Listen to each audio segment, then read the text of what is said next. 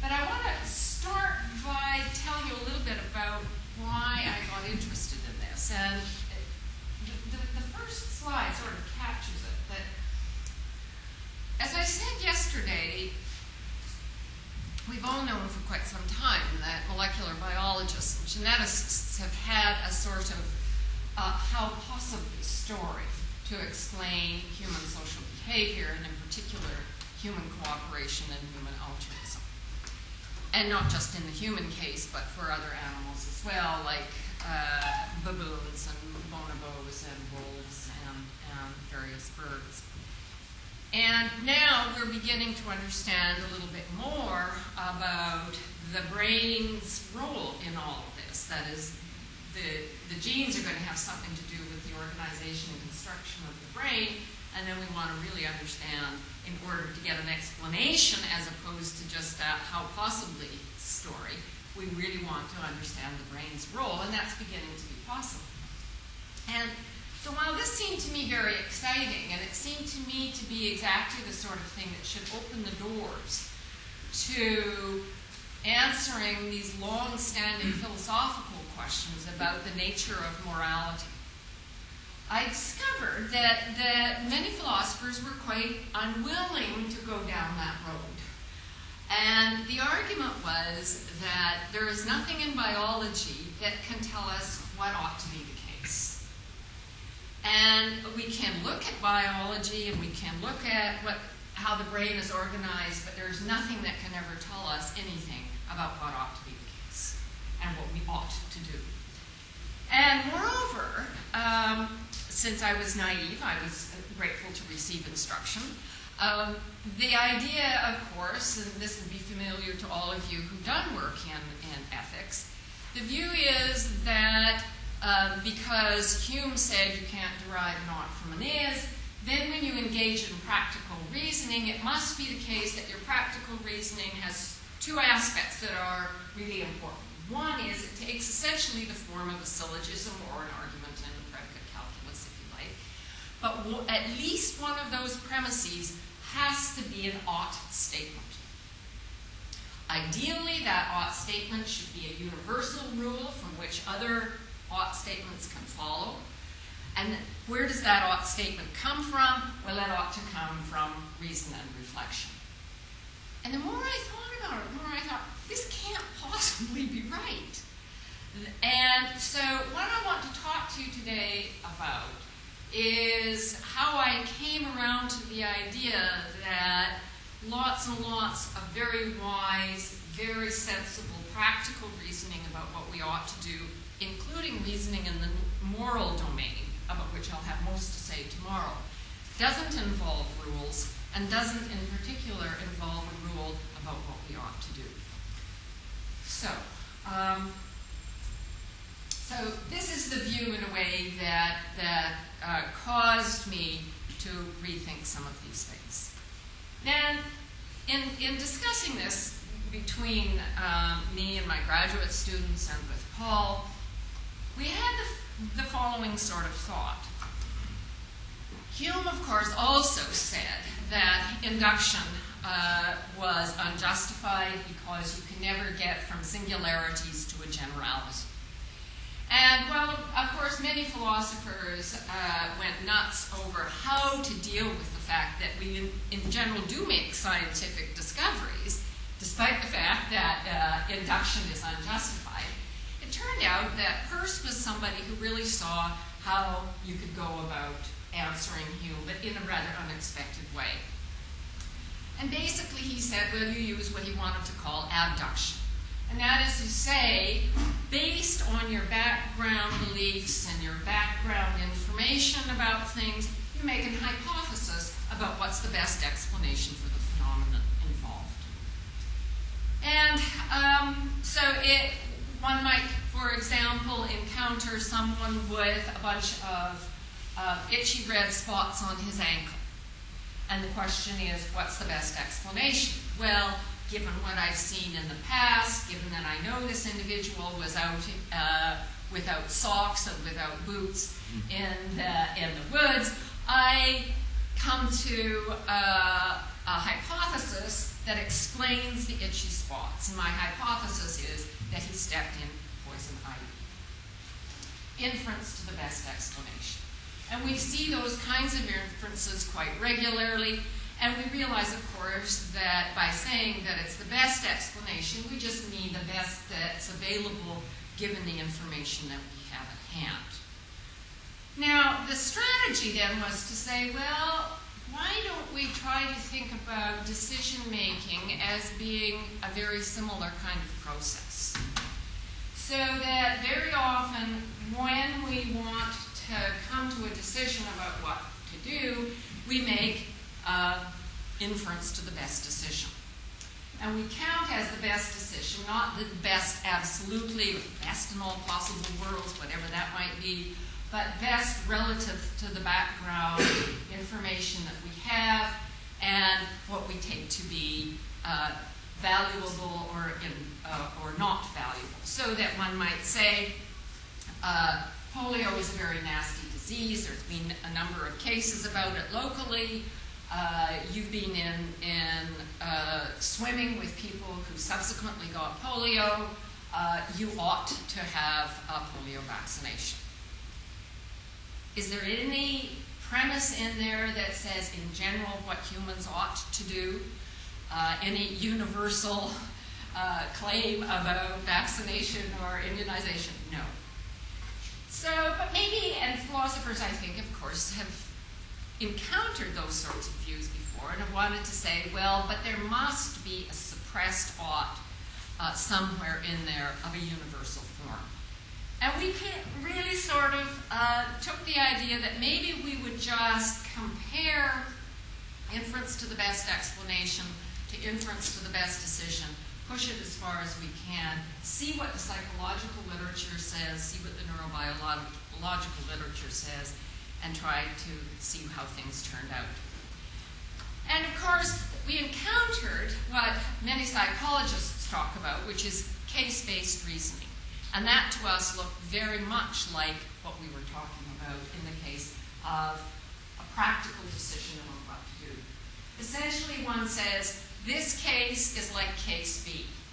This case of red itchy bumps is like a case that I saw on John Brown last year. In John Brown's case, things worked out well when I applied an antihistamine, so I ought to apply an antihistamine. So there's pattern recognition. This case is like that other case. There's memory together with evaluation, and there's inference to the best decision about what we ought to do. Now, one difference, of course, although I think the difference is not as great as it might seem between explanation and decision, is that decision-making is often under time pressure. You don't have the luxury of waiting indefinitely, but actually explanations are often under great time pressure as well. Sometimes in science they're not, and we may have a tendency to think that explanations in general aren't, but often we want explanations precisely so that we can make a prediction, so that we can then make a decision. So they're all very, very closely tied together. The other thing when that became clear in the psychological literature on case-based reasoning is that this need not be in any language at all. It might be done essentially via images, and probably in many, many cases is done just without language at all, but with some sort of representational devices. It's probably done in animals. It may, even if it wasn't a sort of argument of this kind, it need not be explicit. That is to say, it need not actually be conscious. And I think that does happen very often when we make decisions very quickly, somehow our brain drawing on vast amounts of background knowledge about what you do in situations like this that works.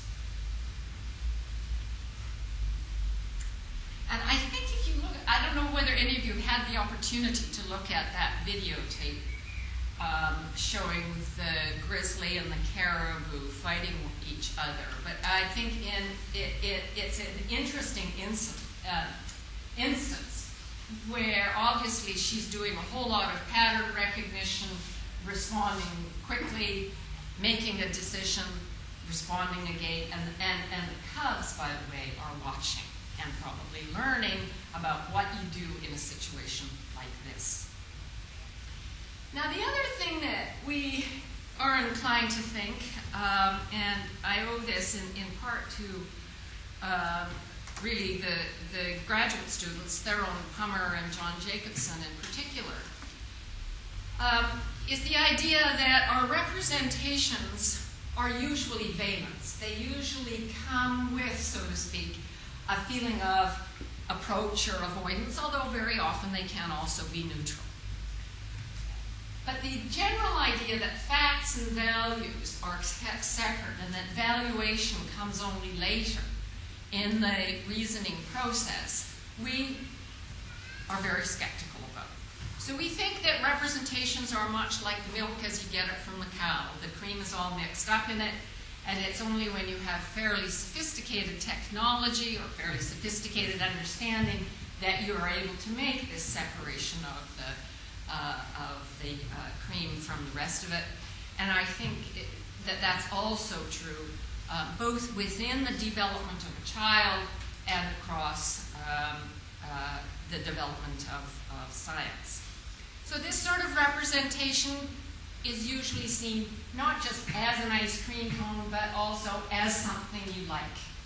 Not necessarily something you might want right now, but something that's appealing. Whereas something like that, especially if you've been stung, is going to be seen as something that you might be interested in, but that you're going to be careful of. And to go back to poison ivy, if you've had poison ivy, then you might also see this not just as green leaves, but as something that causes a certain effect that you don't like.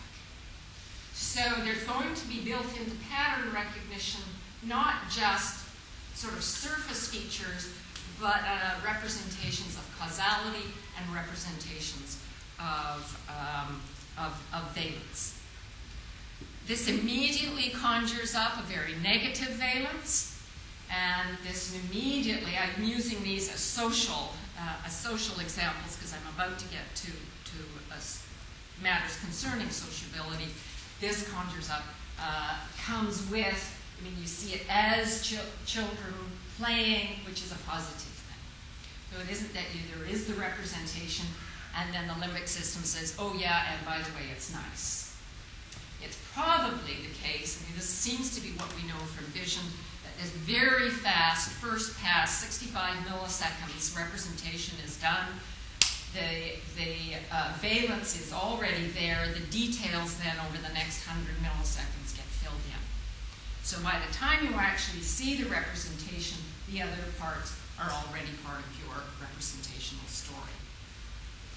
And so now I want to turn to talk about how it might be the case, given what we know in neuroscience, that we can make sense of the idea that representations are valenced, and that inference to the best decision is something that does not necessarily involve rules. Now, I don't know how many of you already know the story of the voles and the story of oxytocin, but it's one of my favorite stories, so I will tell you kind of at length. Animal behaviorists have known for a very long time that there are some species that strongly bond for long periods of time, and there are other species that bond seasonally or sometimes quite promiscuously even within a season. And it's always been a matter of great interest how that can be so. So it's true, for example, of a wolf pair. It's true of pairs of Canadian geese. And as Patricia told me this morning, it's true of the titmouse. And it also turns out to be true of the prairie voles. But it's not true of the montane voles. And the question arose then, might we understand the difference between this very particular aspect of social behavior? Namely, strong bonding for long periods of time, essentially for life, and not. And in studying the animal's behavior a little bit more closely, it also turns out that these animals are biparental. Both parents engage in rearing the pups, whereas that's not the case in the montane voles. The mother montane vole does not care for the pups as long or as intensively, interestingly enough, as in the prairie voles. Now, a clue to all this came about from studies of rats when people injected into a female rat oxytocin. Now, oxytocin had been known in quite different circumstances to be released into the body during delivery of infants and also during milk letdown. And the question was, this is quite unrelated to this, the question was, what would happen if you took oxytocin and you put it into the brain of a female rat who had no pups? And the answer was kind of interesting because a rather complex behavior immediately ensued. Namely, the female rat behaved as though she had just given birth to pups. And she scurried around, she made a nest, she went to the next cubicle and grabbed a couple of pups that a different female had, brought them back to the nest, and tried to get them to nurse. Very complex behavior, actually, if you just put in this very simple peptide. So Tom Insel, who's now at NIH, his name should be on here, but Larry Young and Sue Carter then asked the question about voles. Can we maybe understand a little bit more about why they are pair bonders and might it involve oxytocin? And the answer turned out to be that it involves two chemicals that are very similar. One is oxytocin, which is mainly responsible in females for monogamous pair bonding, and vasopressin in males. But the story is a little bit complex, so we'll go through this. There we go. Now, oxytocin is a very simple peptide. It differs from vasopressin in only two places. So the two have almost certainly evolved one from the other. Vasopressin is found all over the body. It controls plasma levels and also has a role in blood pressure. So what's its role in the brain? Because it certainly is found there. Well, the difference that they found between the brains of the prairie voles and the brains of the montane voles turned out to be quite interesting. Both kinds of voles have oxytocin. Both kinds of voles have vasopressin. That is, the males have vasopressin in both species, the females in both species. So what's the difference? The difference turned out to be very precise. And I'll talk about males first. It was determined solely by the density of vasopressin receptors in a very specific part of the brain. So montane voles had lots of vasopressin receptors, but they didn't have them right there in the ventral pallidum. And that's where the prairie voles had them in great numbers. And in females, the difference came about because they had very high densities of receptors for oxytocin in the nucleus accumbens. Now, they did all the manipulations that you can imagine. You put in antagonists to vasopressin, and the male prairie voles immediately become promiscuous. And they were able then, they had to use mice because, as you know, we know the genes of mice, but we don't really know them with voles. So they did it with voles, and they put a gene from the prairie vole into a mouse. The mouse became monogamous. So they were able to show both a structural feature and a genetic feature. And I want now to turn to say a little bit about the genetic feature. Before I say that, I should also just mention, I mean, there have been many, many related experiments that have been done on this and on humans, and I'll talk about the human data in a minute. But they produced knockout mice knocked out for oxytocin. And one of the things that was immediately evident was that they had very, very poor social behavior. They didn't mate well. When they did have pups, they didn't rear them well, and so forth. It was as though they were really unable to be properly socialized mice. So the main part of this story is it turns out that both of these chemicals have a really important role to play in social behavior. This gives us a little bit of a clue as to what that might be, but it only gives us part of a clue. There's a lot more to be done. On the genetic story, I just wanted to say they use the usual genetic tools to track down the gene involved. But basically the way they did it was kind of interesting. They worked with the prairie voles, where actually, of course, biology being what it is, you see a variability across the population in how monogamous the attachment is. And so what they found was that there's a vasopressin receptor gene. That was easy enough to find. And if the vasopressin receptor gene had a microsatellite, essentially a promoter, that was really quite large, then you had high expression of the gene, meaning lots and lots of protein-making receptors for vasopressin. If it was short, then you didn't. So it comes down to a very interesting structural feature. Now, what about humans? Well, a number of things have been noticed. One was that infant rat pups who aren't licked and groomed as they normally are by the mother rat pup, if they were sort of separated but well nurtured, also grew up to have A, low oxytocin levels, and B, poor sociability. They looked at human children who had been separated at birth and not cuddled and fondled and so forth. But these are much more difficult studies, and the pilot studies suggest that they too show things like an inability to form long-term relationships and so forth. But the human data I want to talk about, I'll go just to the next slide, resulted from a collaboration between Kosfeld and a whole lot of other people. And they had the following idea. A number of the people involved in this study were working in neuroeconomics.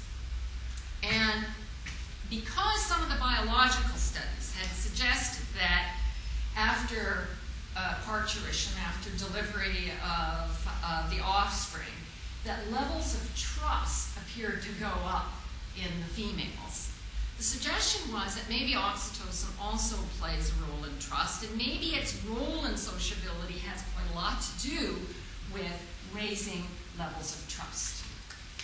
So what they did was they said, well, let's take one of these neuroeconomic games that we routinely study and see what happens if we administer oxytocin to the experimental group and a placebo to the others. And the way they did it was to take oxytocin, which I think we got from, maybe it was AstraZeneca, and you put it in an aerosol form so that you can blow it up the nose. And of course, the olfactory bulb is handy. It gets into crosses the blood-brain barrier. I mean, it's just the teeniest little peptide, so it crosses the blood-brain barrier with no problem, gets right into the brain. So they had 29 subjects who got oxytocin, 29 subjects who got placebo. Now, here's the way this game works. It's called the investor game. And I'll just outline it, and then I'll give you a little bit of the details. Each investor is just an undergraduate student. They come in, they're given 12 monetary units. For simplicity, I'm going to call them dollars. And they play a game with a trustee. Now, in some instances, they actually see the trustee and interact. In others, the trustee is in another room, and they're just told, that's going to be the person, you know, it's John Brown, that's the person you're going to work with. Now, they can give the trustee any amount of money between 0 and 12. Whatever amount of money they're given is tripled by the experimenter. So at this point, let's suppose I give 8, then that's tripled by the experimenter. The trustee now has $36, and the investor has nothing. And the way the game is now played, then, is that the investor has to give something back, and he can give back anything between 0 and the whole amount. Now, obviously, you can maximize your winnings in this game if you're playing with a trust-moving trustee, Because you can give $12, 48, and suppose he only gives back half, you've got $24, and then you can do that the next time. So, if you trust the other person, and if the other person is trustworthy, you can do very well in this game. And they actually got paid with real money at the end in order to make sure they were well motivated.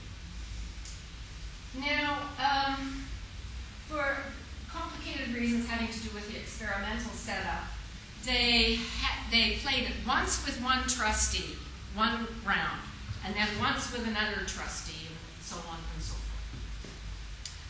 The details of why that matters, why they did it that way doesn't matter too much.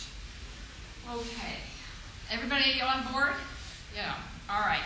So what happens? Well, it turns out that the oxytocin people transfer a whole lot more money in general than the placebo people. In other words, they're showing more trust, or at least they have the feeling that the trustee is trustworthy more often than do the others. So 13 of the 29 that doesn't actually come up to 29, does it? It only comes up to 19. I don't know quite what happened to the others. Oh, they were in the middle. Okay, sorry. Yeah, 13 transferred the maximum amount, whereas in the placebo, only 6 did. Below $8, that's if you're really risk averse, it's going to be below $8. Only 6 of the oxytocin people did that, whereas 13 did. The average transfer for the oxytocin group then was 17% higher than the controls. Now, here's the interesting part of the story.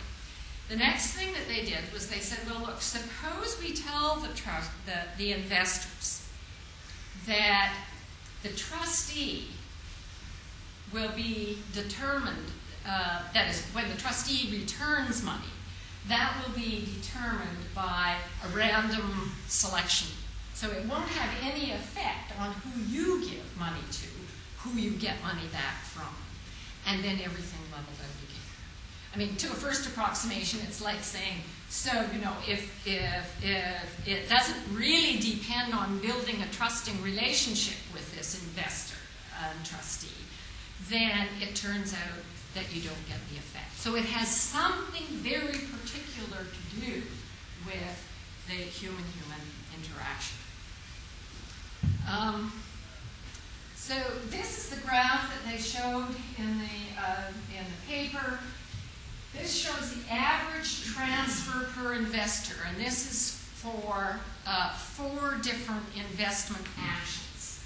And what you can see is where the relative frequency is shown on that side, and you can see that these guys, the placebos,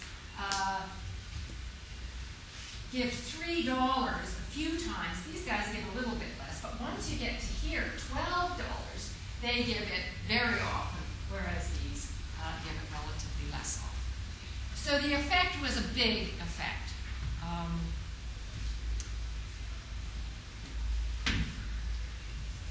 Now, what I wanted to convey in this particular slide is that there are many parts of the story about decision making, and only some of them are cortical. And some of them are going to have to do with these very important subcortical structures, like the nucleus accumbens, which seems to be shown as part of the cortex here, but is really part of the ventral striatum, the subcortical structure.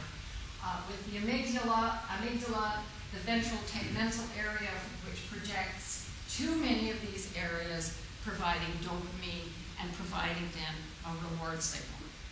Now, the people who did the work on the voles came to the conclusion, after having done both the anatomy and the physiology, that part of the way the pair bonding works is that you get this flush of vasopressin and oxytocin bound in those particular areas, the ventral pallidum and the nucleus accumbens, and there's a connection to the reward system.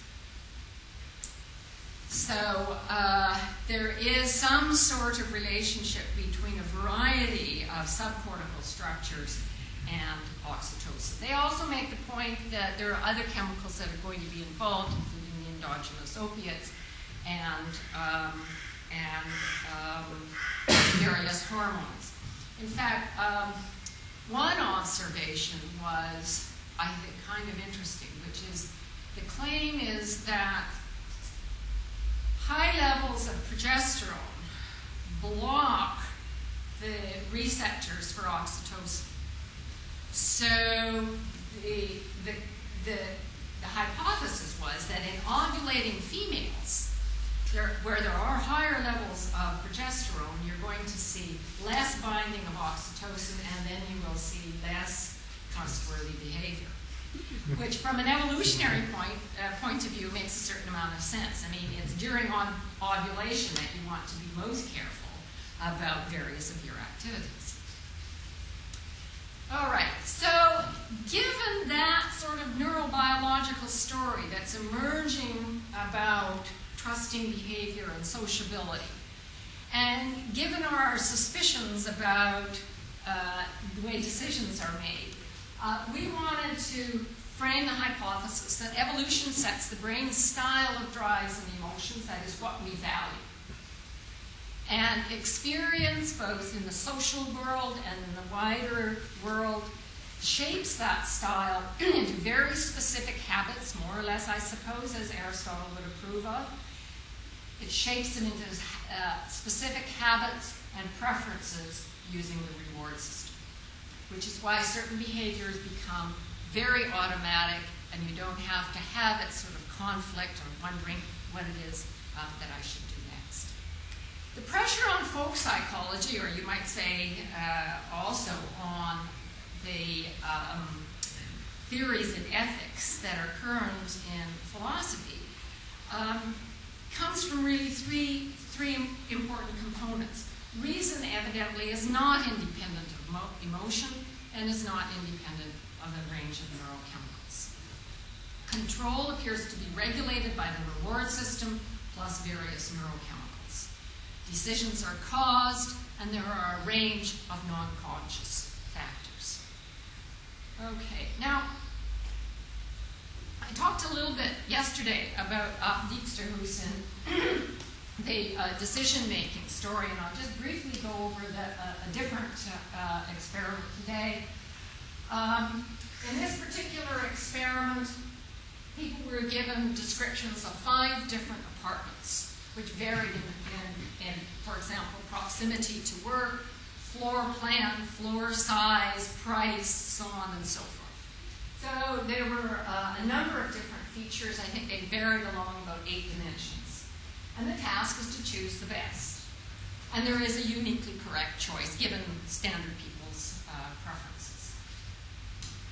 And as I explained yesterday, you divided your subjects into 3 groups: those that choose immediately, those that choose 10 minutes after really thinking hard about the problem and paying attention to it and trying to solve it, and those that choose 10 minutes after distraction. And although I showed you data yesterday, I'll just tell you today that those in this group do far and away the best.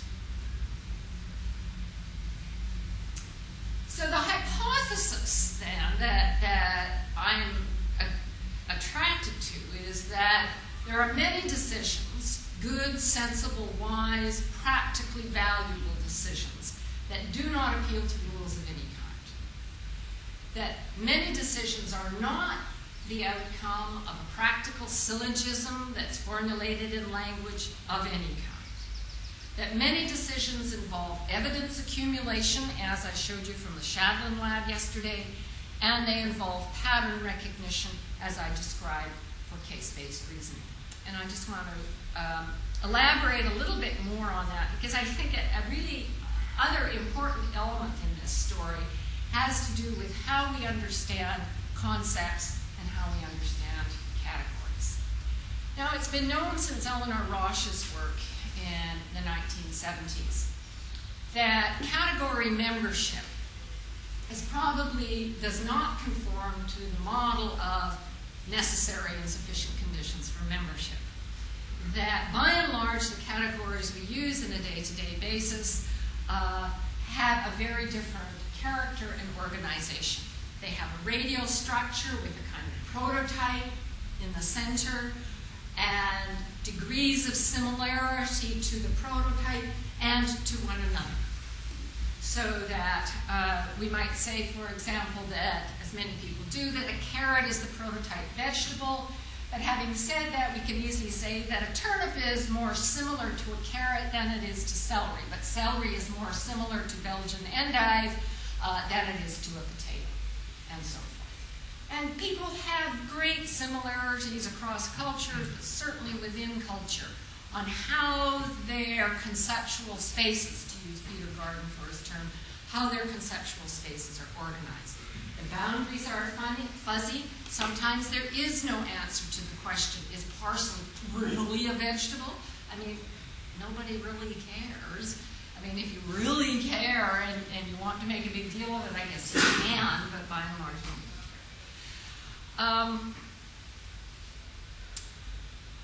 So, why is that so important? Well, for a couple of reasons. One is that similarity relations seem to be something that brains handle extremely well and that neural networks handle extremely well. And, well, actually, in the previous one, I wanted to show you that it's so wonderful that everybody, even a little kid who knows that's a carrot, knows that's a carrot. I mean, that's kind of amazing, actually, because, you know, it's obviously a person with this orange thing, little green doohickey here. But no brain that is normal, and you know, we can talk about abnormal brains in this regard, because there are abnormal brains who cannot do that, who cannot see that that is similar to that, because it's always in the relevant respects. It's not taking all respects and putting them together, and you'll see that in the next slide. All of these critters are yawning, but again, almost everybody has no trouble seeing what's relevant from one picture to the next. It's the open mouth. Now, if you have a certain kind of disorder, you may not be able to see that, and you may instead think they're nothing like it. I mean, look at how different those ears are. And this is all covered with fur. This isn't. It's irrelevant. We're able to see similarities because our brains construct these similarity spaces. And we also do it not just with respect to things like faces or vegetables. We do it with regards to social situations. So the prototype here is of a child boosting up another child to get some goodie off the counter. So we instantly recognize that this dog and this dog are in it together to try to get something that they shouldn't have. The other thing about this, the story of concepts as organized in this radial structure way, is that it allows us to explain something that humans and other animals are very, very good at, and that is taking a little piece of information and realizing what the pattern must be. And I'll show you that in the next slide. We call that vector completion. And here you go. Very little information in this.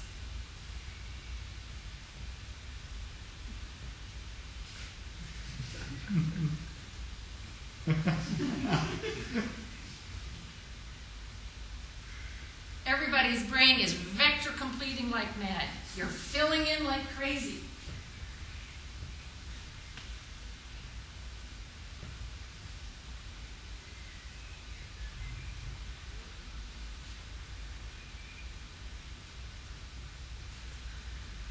There's just one more. Oh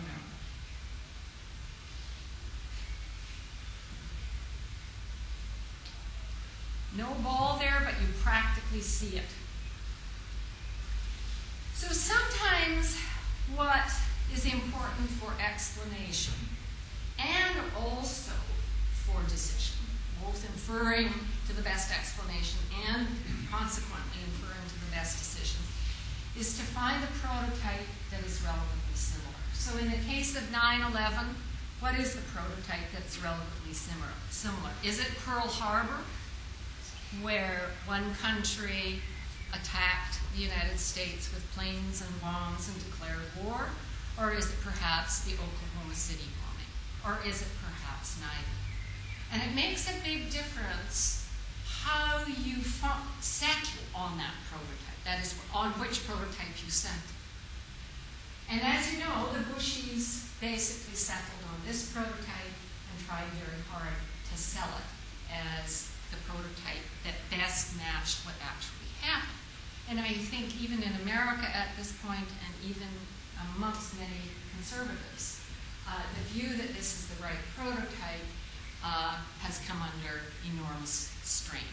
It almost certainly wasn't the right prototype, which is not to say that this one was either. It may be something else entirely. But how do you find the right prototype? Well, in part, of course, you have to know a lot. And you have to let your brain draw on all of that knowledge. But also you have to get new knowledge, especially when finding the right prototype is hard. All right.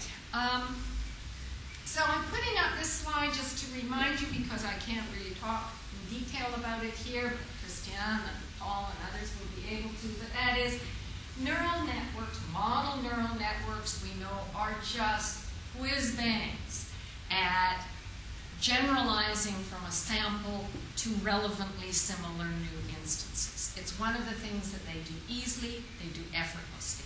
They do it especially easily if they have supervised learning, either by back projection or simply by reinforcement, reward and punishment, yes, no. But they will also do it by unsupervised learning, by just picking up on the statistics of the input. Now, that isn't to say that our brains work just like these model neural networks. Of course they don't, because this doesn't have the range of neurochemicals. It doesn't have the complexity at the level of the neuron, and so on and so forth.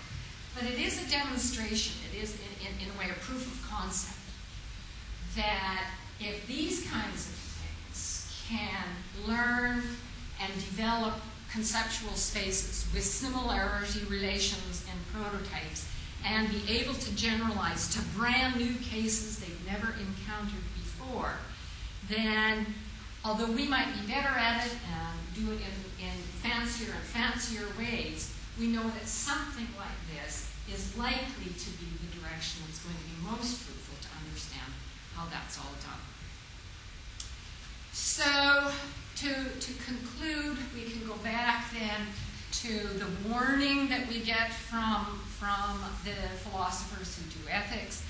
Tut tut, you can't just read oughts off biology. And of course, you can't just read oughts off biology. But on the other hand, our natures do constrain very powerfully our values and how we can refine existing values.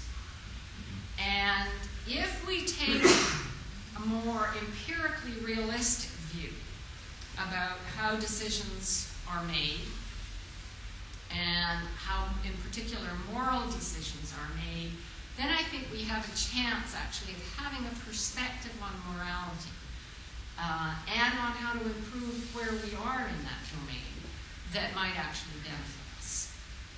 So I'd be happy to take lots of questions. As I said, I do have the feeling that there's lots about this particular talk that's very tentative.